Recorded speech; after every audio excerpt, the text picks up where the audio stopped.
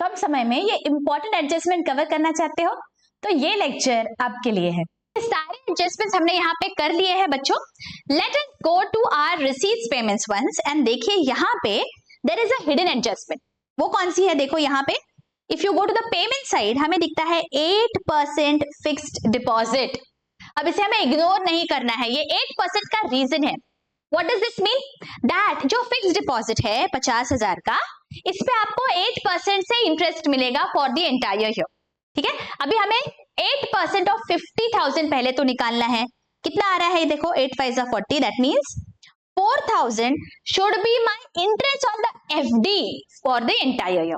अब मेरे income side पे चलते हैं और इंटरेस्ट ऑन एफडी कितना है, लेट अस सी। देखिए इंटरेस्ट ऑन एफडी है 3,000 का, लेकिन मेरे कैलकुलेशन के हिसाब से टोटल इंटरेस्ट होना चाहिए 4,000। इसका मतलब ये जो 4,000 है इसमें से 3,000 मुझे इस साल मिल गए हैं और 1,000 मिलना बाकी है, but because it belongs to this year it will appear in this year's income expenditure. तो ये जो 1,000 का डिफरेंस है ये एक्रूड इंटरेस्ट है। So I am going to add accrued interest. ये इंटरेस्ट मैंने अर्न किया लेकिन मुझे मिला नहीं, राइट? तो this is going to appear in my balance sheet on the asset side, accrued interest on FD 1,000. Accrued interest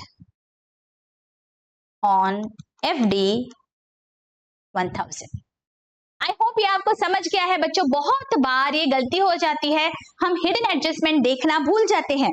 okay, see this is a very very simple hidden adjustment, लेकिन हम ignore कर देते हैं, neglect कर देते हैं। Please don't do that. Okay, आप जब रिसीट्स पेमेंट्स पढ़ रहे हो तब आपको ये बारीकियों की तरफ ध्यान देना है बच्चों, या फिर even after finishing everything just glance through the receipts and payments so that कोई भी हिडन एडजस्टमेंट अगर होगा you will not miss out on that. Okay, लेकिन ओपनिंग बैलेंस शीट में आप गौर करो, एसेट साइड पे क्या लिखा है, 6% इन्वेस्टमेंट 6,500। 6% इन्वेस्टमेंट है, मतलब इस इन्वेस्टमेंट में 6% से मुझे इंटरेस्ट मिलना चाहिए। तो अभी रिसीट्स और पेमेंट्स में कुछ इंटरेस्ट मिला है क्या, देखो there is no entry for interest. इसका मतलब ये पूरा जो भी इंटरेस्ट है this is my outstanding income, ये मुझे मिलना बाकी है। तो अभी मैं क्या करूंगी, एक वर्किंग नोट बनाऊंगी और कितना आ रहा है let us calculate. This is 6%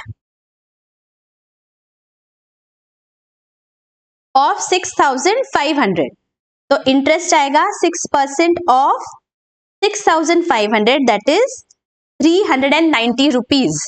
390 का क्या करूंगी मैं, this is my outstanding income, accrued income.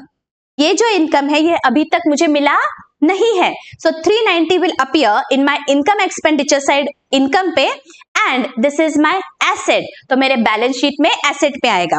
तो चलो 390 रुपीज हम लिख लेते हैं इनकम एक्सपेंडिचर में, इनकम साइड पे by interest accrued on investment 390 and as this is my asset मेरे बैलेंस शीट में जाएगा एसेट साइड पे